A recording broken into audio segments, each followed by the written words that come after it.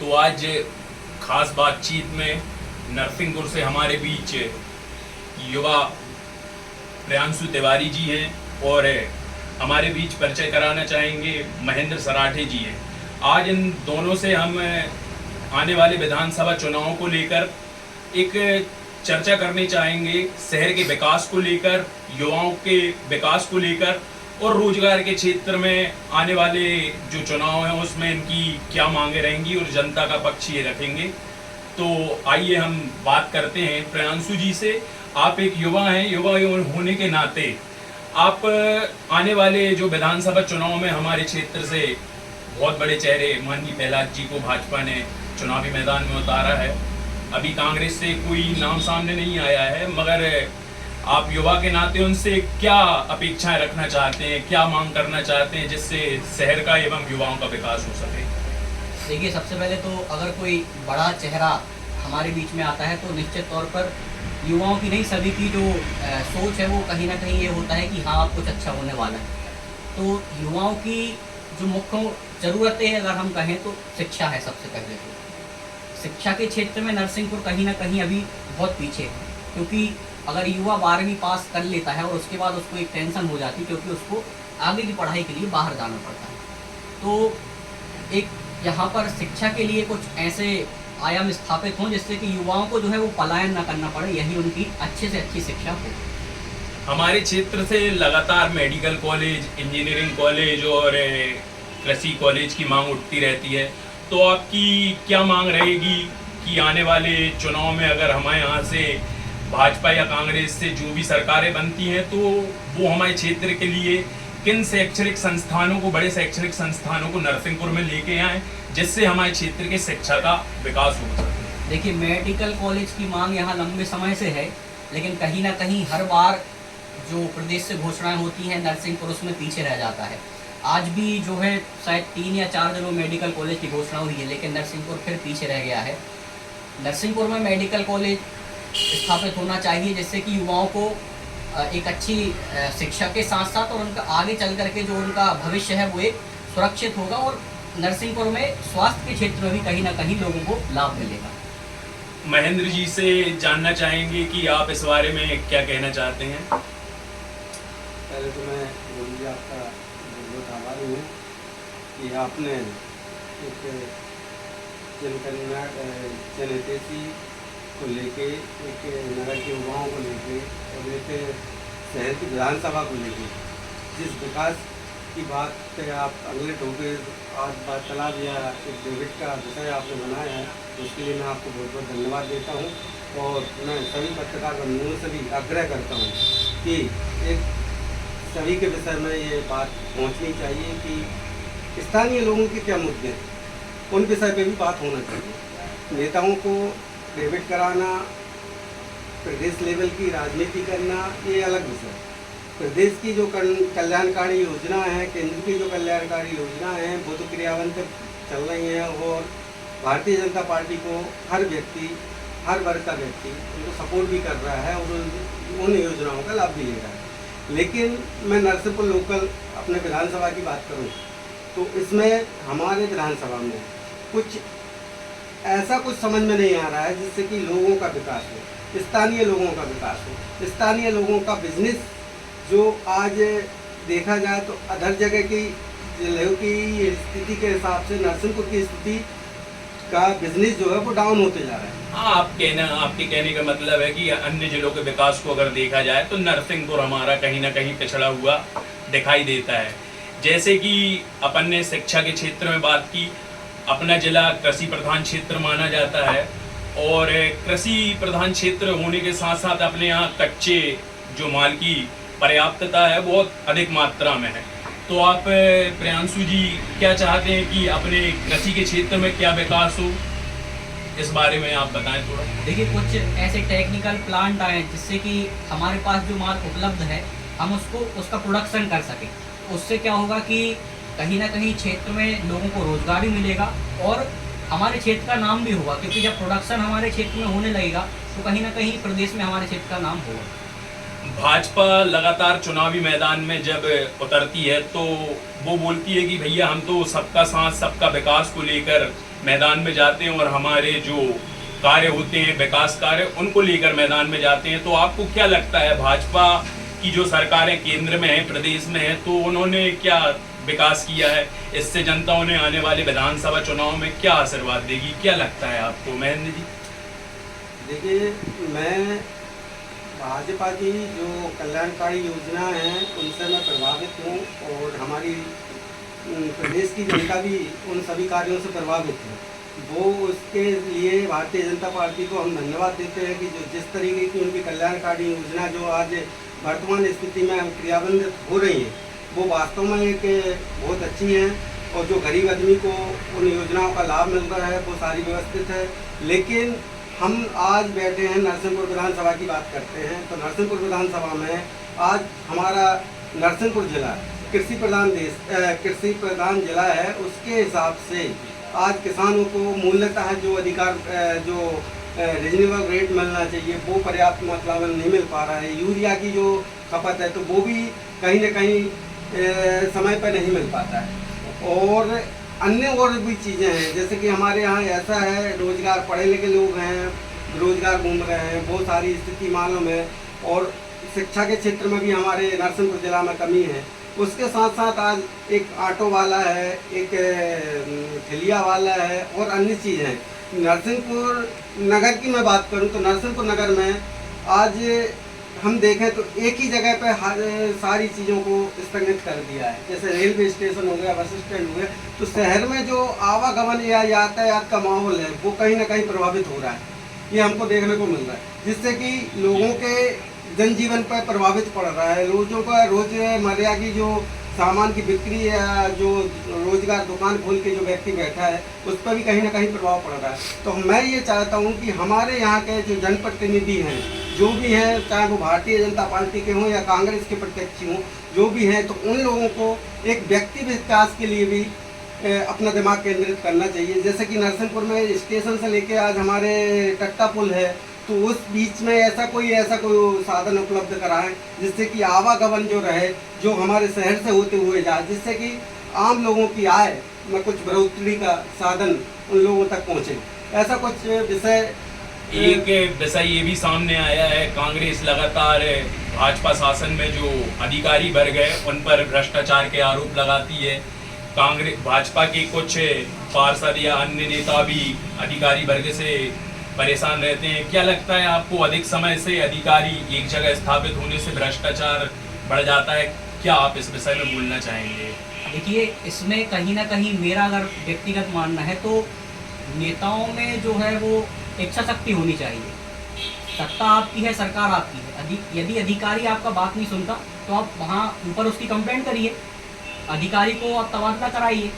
अगर एक ही अधिकारी, अगर हम वर्तमान की बात करें तो नरसिंहपुर में देखा जाए तो एक अधिकारी 2-2, 3-3 प्रभार रखे हुए हैं।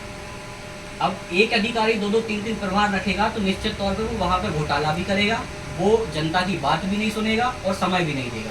तो कहीं ना कहीं इसमें नेताओं की भी गलती है कि या तो उनकी इच्छा शक्ति नहीं है कि वो यहाँ सुधार लाएं, या वो चाह नहीं रहे। हमारे नरसिंहपुर में लगातार पिछले पंचवर्षीय में भी नगरपालिका में भाजपा से संबंधित लोग बैठे थे। इस पंचवर्षीय में भी भाजपा के हमारे नीरज महाराज जी अध्यक्ष हैं।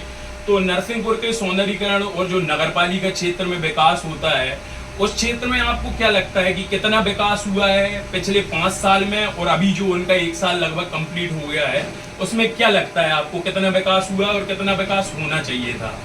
देखिए, जितना विकास होना चाहिए था कहीं ना कहीं उतना तो नहीं हुआ है।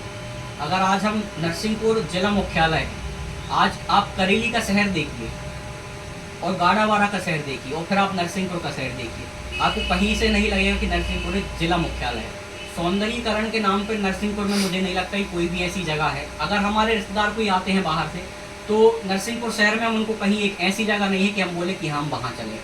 नरसिंहपुर में सौंदर्यीकरण की बहुत ज़रूरत है। उसके बाद नरसिंहपुर में स्वच्छता की अगर हम बात करें तो कहीं ना कहीं स्वच्छता सिर्फ कहने को सही है कि नरसिंहपुर में स्वच्छता है, लेकिन आज भी अगर हम कॉलोनियों में जाकर देखें तो खुले में कचरा पड़ा हुआ है, समय से कचरा गाड़ी नहीं पहुंच रही है और विभिन्न प्रकार की स्वच्छता के क्षेत्र में लगातार नरसिंहपुर 2 बार प्रथम स्थान पे अवार्ड ले चुका है, मगर धरातल पे आप बोल रहे हैं कि यहाँ स्वच्छता के क्षेत्र में अभी भी नरसिंहपुर पीछे चल रहा है। फिर से हम दोबारा चुनावों की ओर लौटना चाहेंगे और आपसे पूछेंगे कि हमारे क्षेत्र से इतने बड़े नेता प्रहलाद जी मैदान में हैं, तो जनता का क्या रुख नज़र आ रहा है आपको?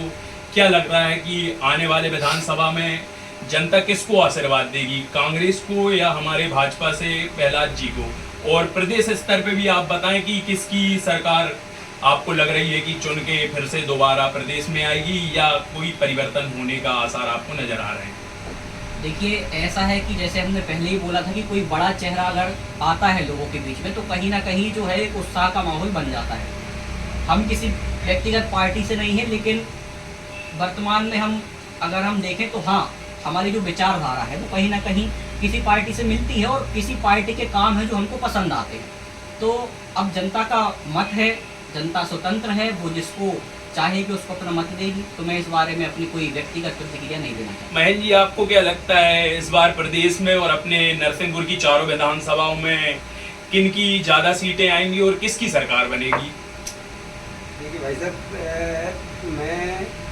मैं सबसे पहले जनता जनार्दन से आह्वान करना चाहता हूं कि एक चुनाव, हमारा जो मत है, एक जनता जनार्दन का जो मत है, जो एक व्यक्ति को शीर्ष पर पहुंचाने का काम करता है। तो सबसे पहले तो मैं जनता जनार्दन से विनम्र अनुरोध करता हूं कि भाई अपना मत जरूर इस हवन में आहुति के रूप में दें।